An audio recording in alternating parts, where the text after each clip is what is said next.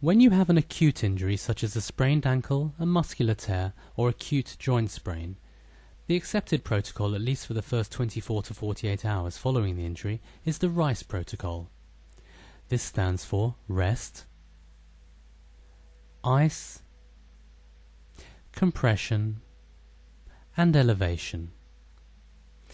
It is important to rest the injured limb, which means not doing anything that creates or increases the pain at the site of injury.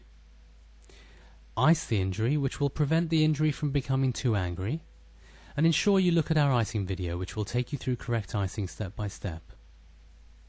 In between icing, it is important to compress the injury, that is, to bandage the area.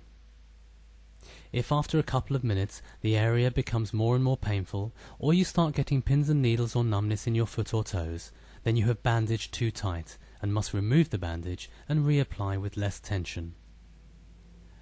Whilst you are icing and compressing, it is also useful to elevate your limb, preferably to above heart level, which will allow the swelling to more efficiently be drained from the area of injury.